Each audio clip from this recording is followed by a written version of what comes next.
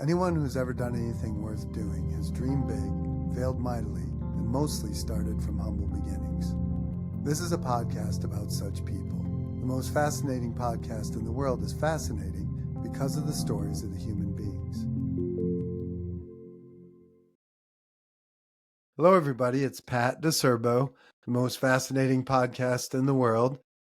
It has nothing to do with me. It has everything to do with the people that agree to talk to me. And today we have a very fascinating man, Dr. Nido Qubein, who happens to be the president of High Point University. Welcome, Doctor. Thank you very much, Pat. Glad to be with you. This is a high point for me, no pun intended. I think I told you the story, at least in writing, if not in person, that my good friend Rob Kivert, who owns a steel business locally, his daughter attended High Point University, and he said when you have a, what would you call it, orientation at the school for new students, the parents are invited, and he said the first speech you gave to the parents the very first day he was on campus was riveting for him. He said, I felt like reaching in my pocket and getting my checkbook and writing a check. He was super impressed with you. And tell him he could make a direct deposit. He doesn't need a check anymore. There we go. And hopefully he'll see this and he'll send the money. But yes. Then I read about you. I heard Harvey McKay talk about you. And then I saw stuff in writing about you and Harvey's articles. And then in various publications from the Heritage Foundation and various other places. And so I just had to meet you. So thank you very much for agreeing to speak to me. My pleasure. My pleasure. So I'm in the habit, as you know, of asking people about their earliest memories. What are your earliest memories from when you were a small boy? Well, my earliest memory is that my father died when I was 6 years of age. And I'm not sure I understood the trauma of that at the time. But over the years, somebody asked me, well, if you could live your life over again, what would be one thing you'd much rather have had? And I would say, of course, I'd have much rather have had a dad who would have taken me to the circus, read me a book, sang me a song, or just talk with me man to man. But that was not my fate. And that was my mother, who was fourth grade educated, who was right there and taught me some of the greatest uncommon sense that I've needed in my life to build my businesses and to make my life one of impact and significance. And, when you grow up without a dad, it's pretty tough. But I've learned that out of adversity can emerge abundance. And often in my life, I thank God for the adversity that I've experienced because it's made me a stronger person and hopefully a wiser human being. So that's what I remember. I also remember that we were poor. I watch my grandkids now playing with, among other things, with these little these toys. They might have 100 of them. I had one, and I played with it, every day, back and forth, just one tiny little model car. And, I wonder today if some young people are missing out because the abundance of things sometimes deteriorates and dilutes the importance of those things. So I remember a childhood that was happy, but certainly no prosperity. And I remember that I never knew how to tie a tie till I was an adult, never know how to tie my shoes till I was older. I came to college. And those are functions of the fact that I lived with a mom who was very loving and very caring and very committed and worked day and night to feed us and clothe us, and for which my gratitude only grew with the years. So how did your dad die? Are you comfortable talking about it? Or? I think what he had was like he had a stroke and high blood pressure. I don't know. Many years ago, they didn't exactly, sciences were not exactly this precise. And I believe that's what happened. So do you remember way back to then, like the feeling of your dad being there one day and not the next? Well, when you're 6, you sort of see things through a prism of not necessarily wisdom and insight, right? So he was sick for 2-3 years prior to his death. So he really didn't make much impact in my life. But my mom was there, and that's what I really remember the most. Okay. So did you stay in Jordan until you were a young adult, or did you? Yeah, I stayed there until I came to college here. I was 17 years of age. I came to America on a one-way ticket. My mom had borrowed the money to send me to America on a one-way ticket because I wanted to learn, go to college, and be educated. The West was the logical place to go, given I come from a Christian family, and America represented, the land of opportunity. And so I came at age 17, went to a small school in Eastern North Carolina, and worked very hard to pay my way through college. And then I transferred to what was then High Point College for my junior and senior year. And I came here because I worked at a YMCA camp for the summer, and they talked me into coming to High Point. And then I went to grad school, University of North Carolina in Greensboro, and I've lived in this area all my life. So I've only lived in North Carolina, albeit I traveled the world in my businesses over the years. What was your course of study in college? Business. Mm. I was always, if not a learned entrepreneur, I was definitely um, an aspiring entrepreneur and an entrepreneur in the making. Um, I would have what I might call street smarts more than I have, technical or mechanical smarts. And always wanted to have my own business. So I came out of graduate school, began my first business, and subsequently I built several businesses after that. And you mentioned, I think you mentioned High Point University, president of High Point University. I came here much later. I was going to be the chairman of the board, but I can tell you that story. And so, I'm an entrepreneur, so of course I had business administration. Mm-hmm. So you're in graduate school. I assume pursuing an MBA. Is that correct? Or what were you thinking at that point? I'm gonna hit the ground running and start a company, or did you work for Yeah, I some? was thinking, hey man, how do I? First of all, what you learn in school is wonderful academics, right? It teaches you some of the basic skills. Succeed in an ever-changing marketplace, ever competitive marketplace, you must have much more than that. It's the difference between content and context, and it's the difference between having information, and having wisdom. If all you have is information, people will use you and discard you. If all you have is knowledge, people call upon you only when they need you. But if you have wisdom, people respect you. So in all my seeking and searching, I wanted wisdom. I read books, I talked to people, I watched things, I attended seminars that can enlighten my mind and inspire my heart and prepare me for a life filled with success and framed with significance. So I was always focused on that. And I took all the money that I saved one penny at a time, working my way through school, and with a certain degree of naivety and ignorance, balanced with a much higher degree of determination and resilience, I started my business. Before we get to that, I read about the way you learned to speak English. Can you talk Yeah. about that? Well, I came to America certainly with a few words of English here and there. I wasn't completely um, illiterate of the language, but I had to learn it on 3x5 cards in Eastern North Carolina, where the accent pretty heavy. How in the world I didn't pick up that accent, I'll never know, Pat. But by the grace of God, I people think I'm from New York or somewhere. They always wonder where are you from because you have an accent. I go, I don't have an accent, but I learned it on 3x5 cards, and I was determined, my friend, that anything I wanted to do, I was going to do it in a fluid, flowing, and fluent manner, right? And so I wanted to learn the English language in a very fluent manner and be adept at conversing intelligently, more importantly, writing effectively, because honestly, persuasion stems from your capacity to use tools of language to persuade human beings, right? So I knew that I had to learn the nuances. I had to learn some of the idiomatic language, and that took some time. I mean, that took some time to learn the language and be able to use it in a proficient manner. So I agree. By the way, you have a very expansive vocabulary. It's obvious just in the few minutes we're talking. But 3x5 cards, what does that mean? Every morning you got up. I mean, you take a 3x5 card. Listen, if you think I have vocabulary, imagine what I could have done if I had 5x7 Right, cards. right. You know what I mean? I could really be bad. You'd be looking it up right now, Googling while I'm talking to you.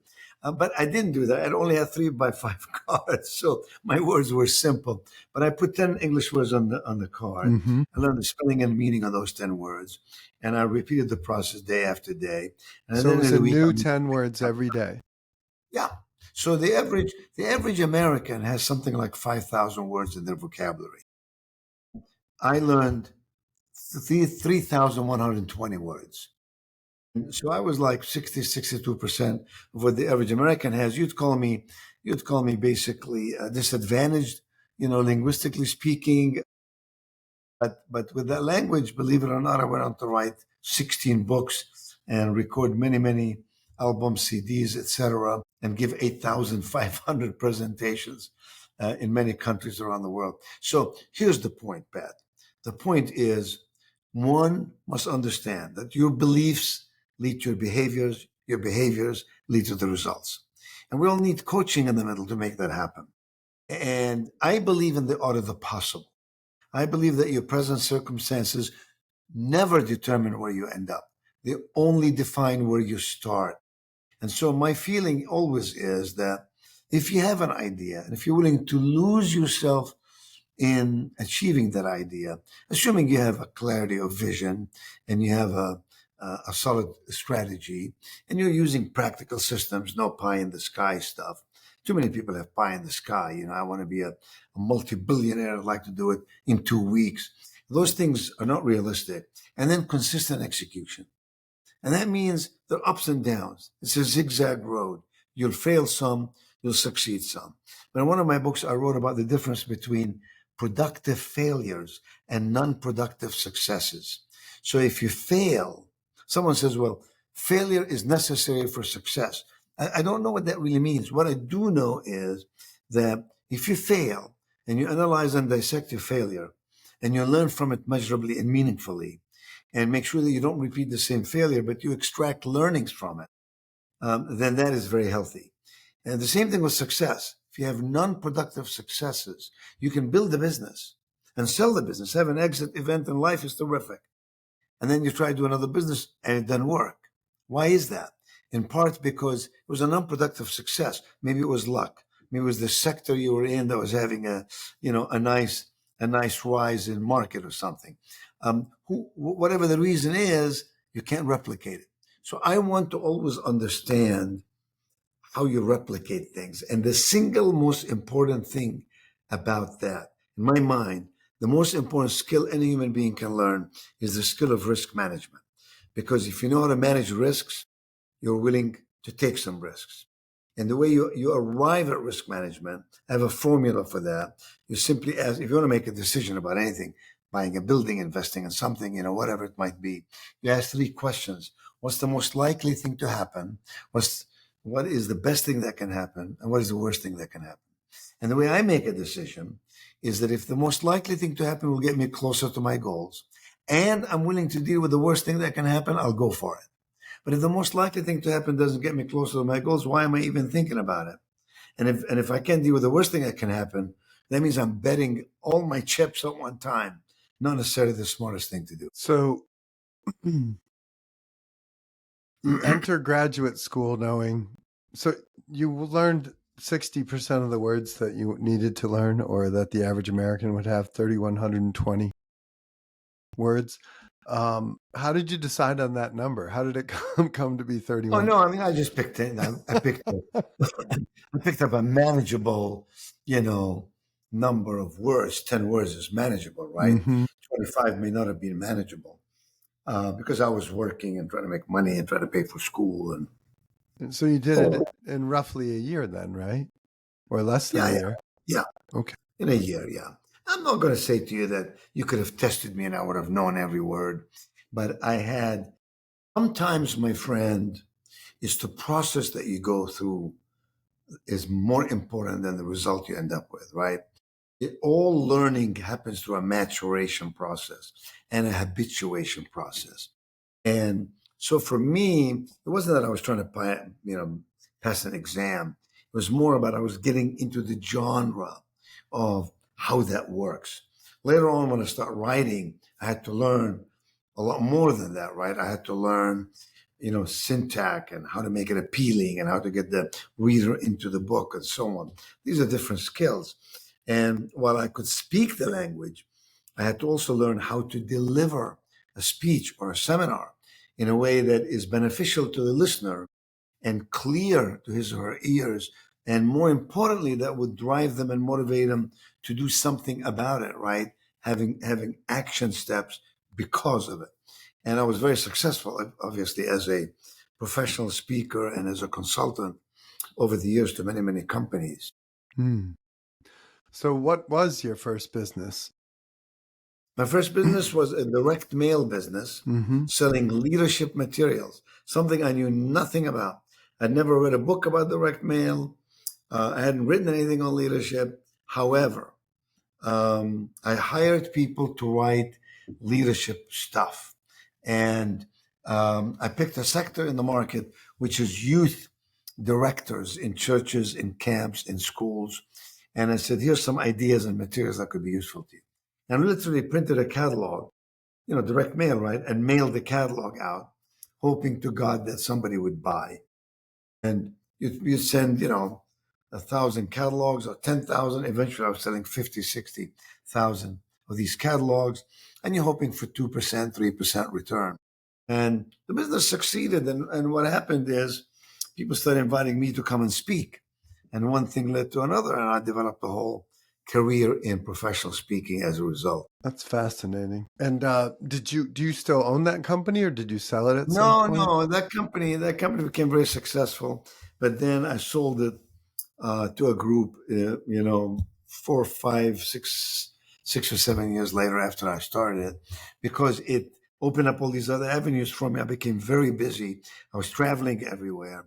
What I didn't know is that when I gave a speech, some CEO sitting in the audience would say, I need you to come and do this with my salespeople. Can you come and do this with my manager?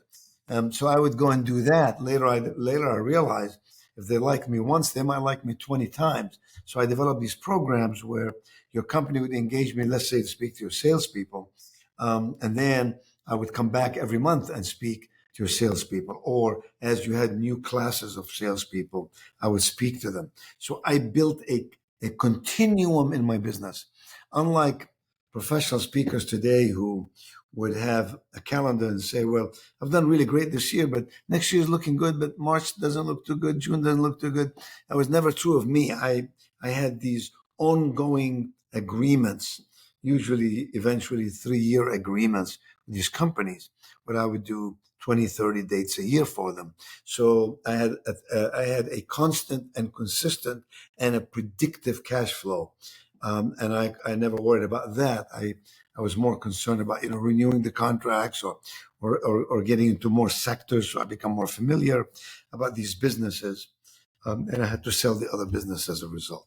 But then eventually, I made enough money in consulting. In 1985, a couple of guys said, "Hey, let's start a bank," and I was one of the early guys who helped start this bank, which then we sold 3 years later to another larger bank, which then merged with another larger bank, which many years later merged with another larger bank. Today it's called Truist Financial. I was on the BB&T side. And so I was on a bank board for 40 different years. And I learned an enormous amount. And hopefully I brought to the table an enormous amount of contributions as well. Gosh, I think I could talk to you all day about this stuff, but I wanted to bring you back to sales for a moment. Okay. When people talk about sales, a lot of people talk about what I would call form, meaning you're charming, you're a good storyteller, you're very articulate, you have a good vocabulary, etc., versus substance, which to me would be expertise and product knowledge and how my product could solve your problem, etc. How do Mhm. you think about sales when you're coaching or when you were coaching these executives and salespeople? Do you talk about both form and substance, or how do you describe these? I'm not sure I used those particular words. They're wonderful words. I'm not sure I used those words. I taught a law called the law of identification, which I just sort of came up with to make a point. The law of identification basically says when something becomes personal, it then becomes important. So if you think about any sales with any person or any group, the more personal it becomes, the more important it becomes. And I cared more about your fears, your needs, you as a customer, your fears, your needs, your goals, and your aspirations. And I understood viscerally that if I could somehow help you overcome your fears, for example, if you're selling insurance, you're really helping people overcome their fears. If I could help you fulfill your needs, maybe you have some medical needs, if I'm a doctor and fulfilling that for you. Aspirations, who you want to become, and how must you develop as a human being so you can become that person.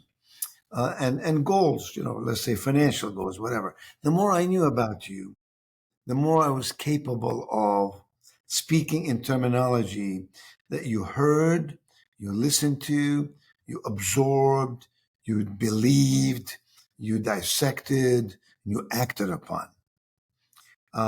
So sales to me is about persuasion. The truth is, you can't sell anything to anybody because that's doing something unto them. All you can do is create an environment in which, through which, by which people choose to do business with you. And that environment, those decisions are based on the elements I just spoke about. So I was always more careful about making sure I know how to make something personal to you.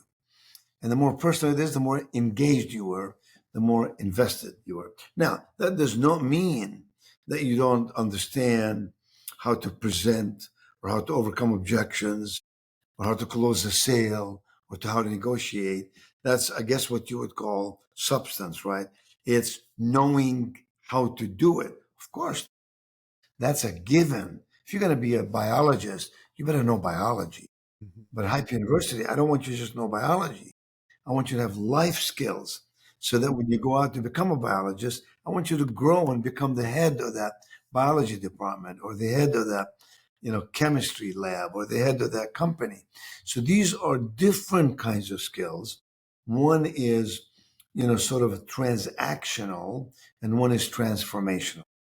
And I've had probably 2 or 3 million salespeople in my audiences over the years because people, we had agents who would promote me all over the world.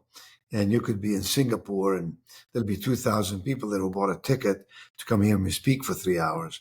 And, I always said, you can read about sales in many books. My job here tonight is to take it to a zone that tells you what is it about you that makes you a persuasive individual? What is it about you that makes me want to work with you? Do I trust you? Do I like you? If I don't trust you and I don't like you and you can't make me some money, I'm not sure why I would be wasting time, your time or my time with you, right? So that's the angle I took, much more about a holistic angle rather than here are the 3 things, memorize these 3 things and these 5 things. And that led to a lot of consulting because when you think about it, all behavioral patterns have to happen through a process of development and engagement. You can't say to someone, hey, you must become X, and go to this class and you'll become X. No, there are many, many elements that can help you or keep you from achieving your goal. And those are personal, not all professional. Personal, like for example, if you're not a likable person, a pushy person, I may not want to do business with you. And therefore, you're not going to succeed at sales. I could care less how much you know about sales. So I think it's important. That's what I mean. Content and context, right? And then audiences change, environments change, sectors change, different businesses in those sectors change. But the fundamentals underlying the way that you think about it remain the same. Of course, it's your ability to persuade someone to exchange their legal tender for your material. That's what sales is. It's not a very complicated picture.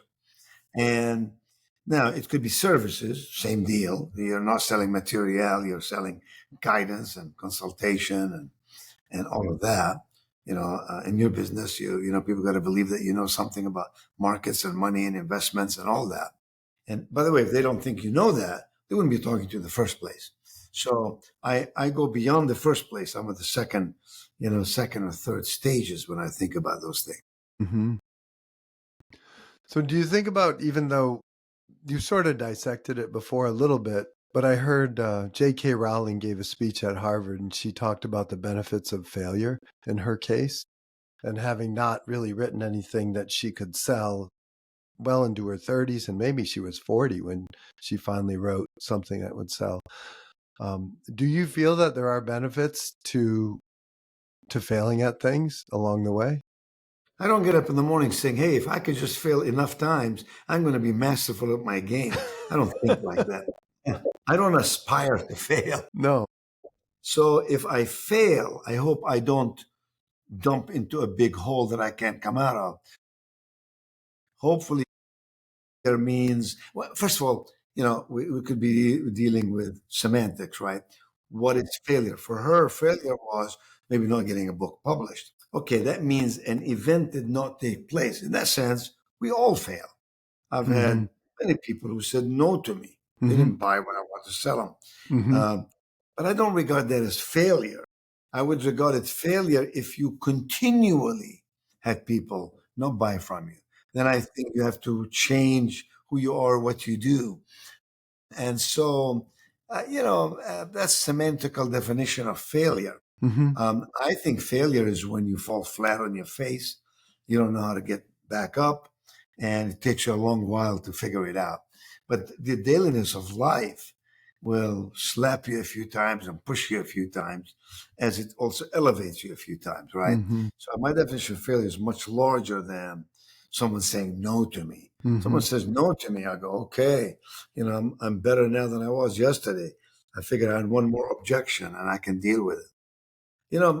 Pat, the most important thing that any business or individual must master in this social media world where people can, through,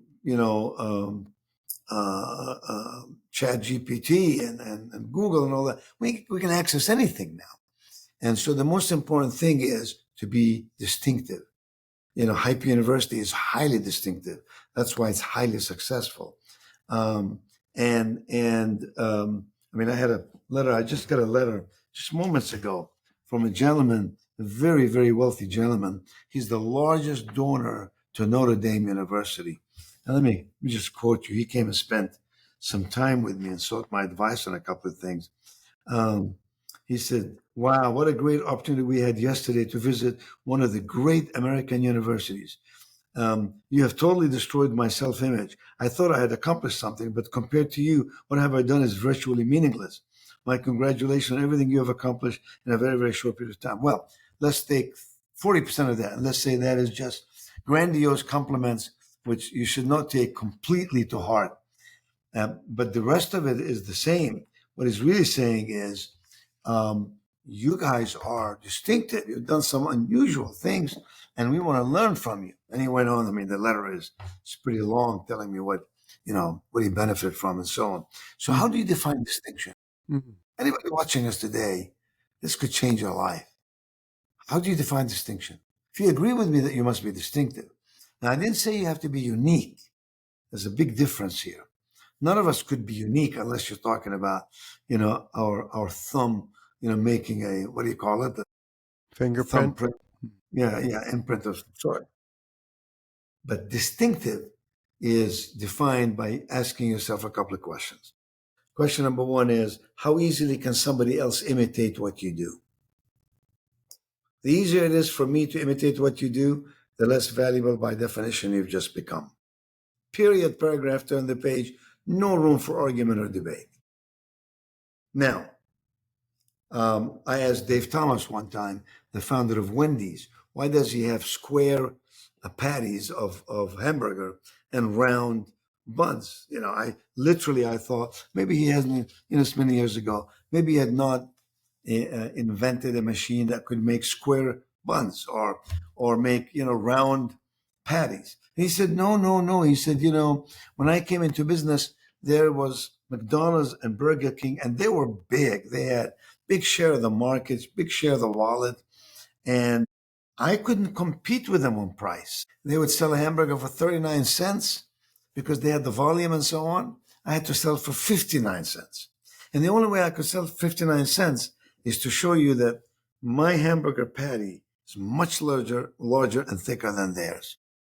Now, that big campaign, of course, that they have later that said, "Where's the beef?" That became one of that and the Alka-Seltzer one were the two best commercials in the history of advertising. I can't believe I ate the whole thing. And where's the these are two separate campaigns? And so he was saying to me effectively, I had to be distinctive. And more than that, he was saying, you had to see my distinction. In this case, was physical distinction very quickly. It must be very apparent to you that no customer or client has all the time in the world to try to peel your onion. You have to get to the heart of your onion and show it to them. So how easily can I imitate what you can do? Second question is probably bigger than the first. How easily can I imitate who you are? Now, these are personal traits. How friendly, how persuasive, how thoughtful, how hospitable, how communicative, etc., etc. Those two questions almost always can tell me, but within minutes, how distinctive that organization is. So the 4,000 universities in America, and yet Hyper University is the one that the Princeton Review has picked now 2 years in a row as the best run college in America. How do you get there? We're the number one in the category best colleges in the South in U.S. News and World Report for 15 years running. Now, I'm not suggesting rankings alone define who you are. I am suggesting, however, that if you are not distinctive, you don't deserve to get the biggest contract and make the biggest profit and have the most successful career, because the world is filled with intelligent people. In fact, one of the favorite questions or one of the favorite statements I make in my speeches is, did you know that there are at least 1 million people in the world who can do what you can do? At least 1 million. So tell me, please, what's so special about you? I don't mean that in a disrespectful way. I mean that in a very stimulating way. Have you really thought about what's so special about you? What is so distinctive about you? Because if you haven't, the next guy will trample all over your business, and you will not be numero uno, whatever that means, in whatever role you play. That's fascinating. So you did the marketing company, or the coaching company, which you sold, and then you started a bank, which is now called Truist, which, if I'm not mistaken, is one of the biggest banks in America, is it not? It is. I didn't start Truist, you understand. I started helped start a smaller bank, and then through amalgamation, through M&A activity, I ended up on the board of Truist. Are you still on the board or no? I just retired from the board. Okay. You have to retire at a certain age. What are you, like 27, 28? You don't understand. You don't understand age yet, but your time is coming. You better put your seatbelt on, take your vitamins. But in the middle of all that, I started a consulting firm, which was very successful. And then after that, I bought a company called Great Harvest Bread Company. We had 250 stores around the country. I sold that a few years ago. Are you still on the board of that or no? Well, I was executive chairman for a number of years. I just finished my term there. And then, of course, I invested in many other areas. And then in my mid-50s, I was going to be the chairman of the board at High Point University. And as you may have guessed, they talked me into becoming president because the school was not doing well and probably would have shut down by the 08, 09 recession. And I didn't want to do it, but they kind of twisted my arm, and I said, I'll do it for 2 years. I came here and I fell in love. Fell in love with the mission, the vision, the values, fell in love with the fact that I can really impact the life of young people by the thousands who can go on to become very entrepreneurial, high performers, change the world, make it a better place. And, there is something called the power of one. There really is something called the power of one. And each of us in our own way can create enormous goodness if we dedicate ourselves to planting seeds of greatness in the hearts, minds, and souls of the people we work with. And so that's my work here. So I came here, and now I'm the longest serving president of any higher education institution in the state of North Carolina, the longest sitting president of anyone. I've been here 21 years. And in that 21 years, we built an incredible institution of higher learning, and we've grown enormously. We've succeeded in meaningful ways, started many academic schools like engineering and dental medicine and law and all of that. Everything we're doing, which seems to be, tapping on a gold mine, not materially, but in the sense that we are truly infusing in society very meaningful ingredients that are helping these young people.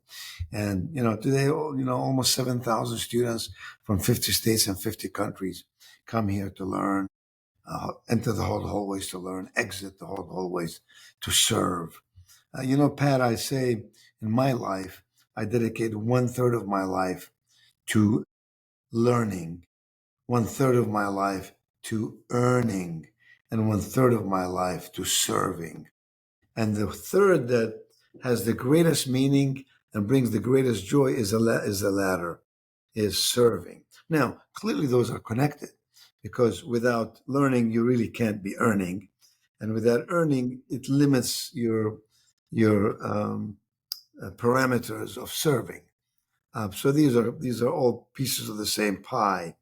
But as one grows older, one begins to understand the meaning of life and what is our role on this earth. The past is a wonderful place to visit. It's a lousy place to live. So we always have to be looking at the future and say, how can I do something that makes the future better for everyone? That's beautiful. I forgot to mention to you what my friend Robert Kivert said. We were talking about leadership, and we were lamenting the fact that leadership is in short supply. And he's very much a leader in his business and in charity. And he said, one of the things that got me is you talked about what was important to you, and you talked about what made High Point different. And you were very forceful about those things. And then you said, I'm quoting him, so I might be wrong, but you said, if you don't value those things, then you should not come here. Mm. In other words, these are what we believe in, and Yes. you will flourish if you come to High Point, and you believe in leadership and so on and so forth. And I'll tell you what those things are, Pat. You paraphrase a little bit, but that's pretty accurate what your friend told you. This is an open house where nobody's committed to High Point yet. They're coming to just visit us. We have about 10 or 15 of those. Usually, like next week, we have one. We'll have 1,500 people here. So that's when parents bring their children to look at our campus. Our campus is breathtaking. And once you see it, you will never forget it. And so I speak. This is a surprise to them. The president doesn't usually speak to a bunch of people coming just to check out your place. I speak for an hour and a half without any notes. I stand on the stage, and among the things I say in the first 5 minutes is that High Point University is a God, family, and country school. And if that bothers you, just know we don't judge that. And we're very respectful of whoever you are, whatever it is you believe. But this may not be the school for you. Amen. Now, that's audacious, but it's honest. It's authentic. I don't want you to come here and then argue with me about America. I don't want you to come here and argue with me. Now, look, you can be a Christian, you can be Jewish, you can be Muslim, you may have no religion whatsoever. I'm sure we have them all. But when we have an athletic event on High Point, everybody puts their hand on their heart when we do the national anthem. Now, if that bothers you, I'm not going to judge it, but you're going to be bothered because all of us are going to be doing it. And you're the only guy sitting there, with your hands in your pocket. And so I want you to be comfortable and happy and joyful and successful and impactful in life. And I'd rather tell you that up front. Hmm. And so now, Pat, you would think that I would offend people, but as you've discovered from your friend, they actually applaud the openness and the honesty about that. I'm sure there's some who don't like it and I never see them again. However, we had 22,000 applications for a class of 1,500 freshmen. So we're not desperate for students. And once students come here, they want to come here, not because of what I said about that, but because of other things. Second, that's number one is values. Second one is we're the premier life skills university. So I'm not going to settle for you making an A in biology or calculus or history, and you don't know how to deal with people, how to communicate and connect, how to persuade, how to impress, how to penetrate circles of influence, how to make the right choices in life. All of those are life skills. How to know things like you said, leadership. Your friend is a good leader. A good leader knows how to solve a problem. But I'm not interested in good leaders. I want great leaders. A great leader knows how to solve the cause of the problem. There is a measurable difference between those two. And so, what we enable our students to learn here are life skills that, when applied and applied well, they almost always lead you to greater levels of success. The third one is outcomes. 99.2% of our students, of our graduates, get a job, start a business, or go to graduate school within 180 days. Let me put this in perspective for you. The national average is 84%. So we beat it by 15 points. That's remarkable. We have 4,800 relationships with companies and organizations who hire our students, give every one of them an internship, or otherwise seek to recruit them. And then the fourth one is responsiveness. This is a very responsive campus. We have a 24/7 concierge, which answers online and by telephone all the questions parents have. Mom could be in San Francisco. We are located in High Point, North Carolina, and she's worried about her child, and she connects with the concierge. My child needs a doctor. My child has a flat tire. I'm coming to town. I'm looking for a hotel room. Whatever it might be, we're very responsive. We have a rule here called sundown rule. We answer every email, every phone call by sundown every day. So Amazing. when you put all those four things together in the right mix and deliver on them every day, your parents notice. And you go from having a brand awareness, a path knowing about our school, all the way to brand advocacy, Pat's friend advocating the school. And that applies to every business, right? Brand awareness, brand preference, brand insistence, brand advocacy. And what we all should work towards is brand advocacy. Now, you could call it third party endorsement, whatever you want to call it. But when people advocate you, that is very powerful. And our parents are the ones building the school. Ever since we had that conversation, I've been advocating. There you go. Anyone And, who th- will and th- listen. yeah, and thank you for that. And thank you for that. My pleasure.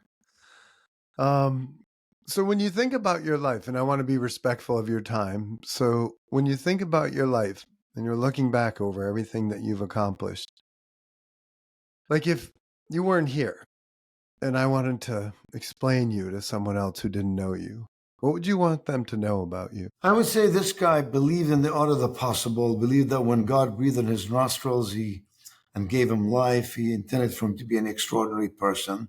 He did not waste his skills or talents. He sought to become better every day. He sought to help others along the way.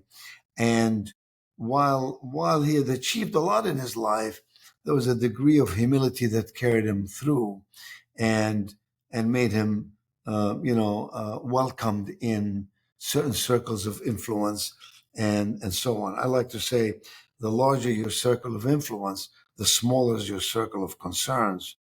And so I've been very thoughtful about who I spend time with, what choices I make, and to ensure that any change in my life is meaningful change. That's kind of what I would say about me. Um, I have indeed been blessed, and I've accomplished a lot in my life, both in business and otherwise.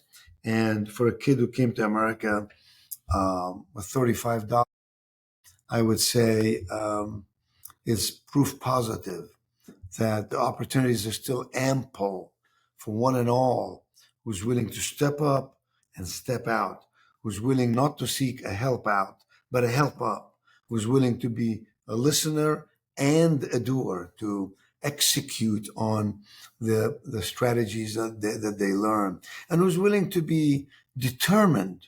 And that is to say, if something this doesn't work, try something else, something else, something else. Eventually, something will work. And so, my mother said to me a long time ago, if you want to be a great person, you must first walk hand in hand and side by side with great people. And she didn't define great as wealthy or powerful. She just meant good people. If you want to be a good person, you must first walk with good persons. And I tell our students at High Point, you want to be a drug addict, piece of cake. Hang around some drug addict. You want to be a drunk, easy.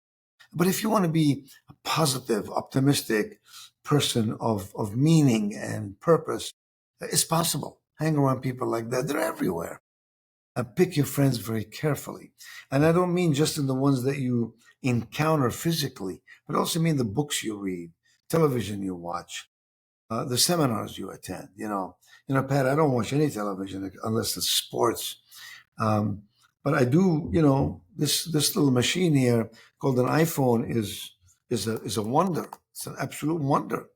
I am very happy that people become multi billionaires when they invent something that make the world more connected or more meaningful, whether it's Amazon or Apple or any of those.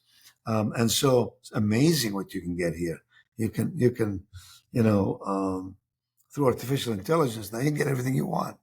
And so I don't watch TV. I get my news in other sources, and I don't dwell on stuff. You know what I mean? I don't positive or negative. I don't dwell on it.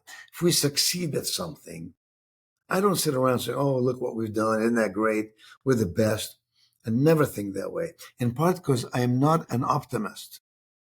I'm a paranoid optimist. I'm not a pessimist, but I'm not an optimist. I always have a healthy degree of paranoia, because if you don't have a healthy degree of paranoia, you're not going to be the best risk manager. You're gonna blow it. You're gonna make some serious mistakes. A healthy degree of paranoia requires you to be inquisitive and to always be in a state of discovery. And when you do that, you're going to learn more, know more, and hopefully make good decisions. Thank you for that. And given how careful you are with who you spend your time with, thank you for coming on my podcast. I appreciate Well, it. you're very welcome. Is there anything you might like to say or ask me before we wrap up today? Well, there's a lot I could ask you because you're a successful person with a lot of good ideas. I would simply say that the lesson I learned in my life is that focus is more important than intelligence. We become what we focus on, and we develop a mindset based on our focus. So there's no reason for someone not to be successful financially in America, for example. If they're not, it means they're not focused on it. If they were focused on it, they'd learn how to do it. And that's true of everything. I focused on learning the language in a meaningful way, and it worked for me, right? I focused on making High Point University an extraordinary institution. Guess what? It worked. So what you focus on is what comes to be. Amen. Thank you very much. I hope we will talk again, and I hope you have a great day, and you have my gratitude. I'm super impressed with everything you're doing. Thanks again. Thank you, Pat. Thank you very much. I enjoyed being with you. Hopefully, it was helpful in some way to those who will watch or listen to this podcast. And tell your friend he's a great guy that he quoted me with relative accuracy. Well, he'll be watching this. Okay. Thanks, Thank you, my Doctor. friend. Yes, sir. Have a great day. You too. Bye-bye. Bye-bye. If you enjoy the most fascinating podcast in the world, please follow on Spotify, subscribe on YouTube, and follow on Apple Podcast.